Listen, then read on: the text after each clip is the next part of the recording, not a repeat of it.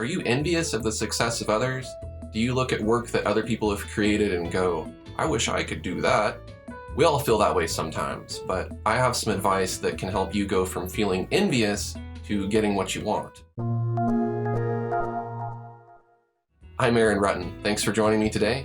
We've all done it. We see something we want, but we don't have, and we feel unhappy and resentful of those who do have it.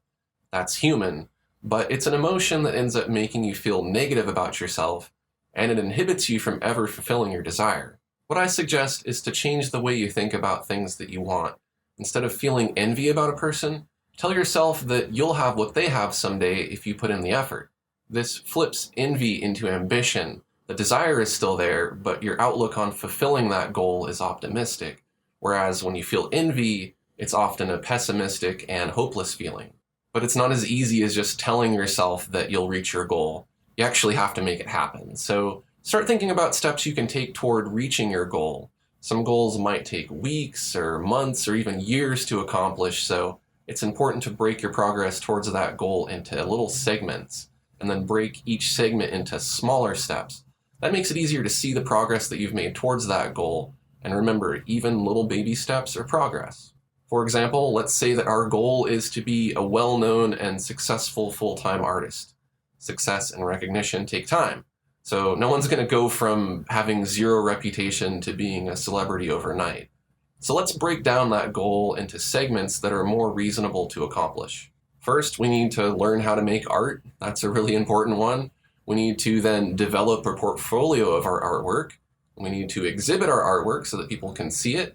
And then we need to earn a reputation for being an artist, and then finally make a sustainable income from that reputation. Sounds pretty easy, right? It's just 5 major steps. But then how do you jump in and tackle each of those steps? Well, it's going to take a bit more thought than just these 5 bullet points to actually act on them. So let's break these larger segments into smaller goals that we can work toward. So number 1, learning how to make art. We need to learn some art techniques. We need to practice. We need to perfect our work. And we need to practice again, and then we need to learn more art techniques, and then we need to practice some more, and then we need to perfect our work again, and then we just need to repeat that until we're satisfied. So a lot of practicing and learning in that particular step. Once we've made it through that first step, then we can move on to the next step, which is developing a portfolio of our artwork. So, for example, you can make art for yourself, or you can make art pro bono or for free to get patrons. You can use that work that you did pro bono to get people who are actually willing to pay you for your services. And so that's a great way to develop a portfolio of your work. Then we can move on to the third step, which is exhibiting or showing our work. You need to learn how to promote your art. You need to make a website and show your portfolio. You need to show your work on social media. You can optimize your website for SEO or search engine optimization. You'll need to engage with those social media networks and grow your audience. You'll need to seek out new opportunities to get exposure, and you'll need to post often and consistently. And so each of those steps are much easier to accomplish, and each of those steps, when they all add together, end up completing that segment. And then there you go, you've exhibited your artwork. Now you know how to do it because you broke it down into smaller chunks that are more digestible rather than being overwhelmed by the whole thing and going, how do I even get people to see my artwork? Well, that's easy. Take the little steps. So then next we can move on to the fourth step, and that is earn a reputation. How can we take steps towards that? Well, we can be active in the art community. We can help other artists. We can share our artistic process. We can engage with our fans. We can always be improving our skills to keep our fans hooked. We can optimize the content that we create to grow our audience. And we can work a lot harder than our competitors. And if you can do each of those steps effectively, then you can stand out and you can earn a reputation for what you do and the art that you create. Once you have that reputation, it makes it a lot easier to earn income and be a full-time artist. And so to move on to step number 5, it's a little more challenging. But to earn a sustainable income, we can sell or license our work commercially. We can work towards getting more gigs. We can work towards raising our rates. We can make passive income from our art.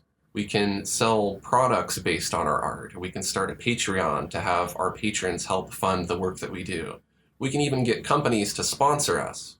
And all of these steps work together to make it possible to make a living as a full-time artist. So congratulations, if you can make it to step 5, then you're good. You can be a full-time artist. But what do you do if you aren't able to make it past a certain segment?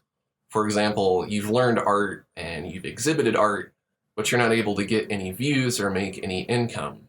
Well, I hate to tell you this, but you might have to go back to a previous segment and spend a little more time there. For example, your art might be more than good enough to sell, but you aren't doing a very good job of promoting it. So go back a segment and spend a little more time and effort learning how to promote yourself effectively. If you're still finding that even though you're doing a better job of promoting yourself, you're still not able to make a living, then it may be time to go back a couple of segments and work on developing your portfolio. Maybe you need some fresh art. If you spent some time in the segment about self-promotion, you should have a good idea of what's easy to promote and what's not, and use that knowledge to make better, more appealing art. And if changing up your portfolio doesn't help, then go back yet another step and spend some time improving your skills as an artist. It's okay to take some steps backward and try again. And to be honest, if you want your success to be sustainable long-term, you'll need to revisit and refine these steps throughout your lifetime. Now, what do you do if you've gone through all these steps and you're a well-known and successful full-time artist, but you still feel envious of artists who are more successful? Well, for me personally, I'm still working towards being a well-known artist, though in some ways I've already reached that goal. But I still aspire to be as well-known as the artists that I look up to, so I'm always pushing myself to be a better artist. That's the drive that's enabled me to reach and sustain my goals. That's right, goals don't just have to be reached, they have to be sustained, so it's healthy to continue to aspire to be greater. And my last piece of advice is for those of you who are just starting on your goal. You probably feel like you're looking up at a mountain in front of you with your goal on the other side. In fact, I'm willing to bet that some of you saw how many steps were involved in me reaching my own goal and you've probably decided to give up. But wait, let me say this. When I was a kid, I dreamed of being an artist, but I would have never have imagined how many little tiny baby steps I'd have to take and how many hardships I'd have to endure to be able to be a full-time artist.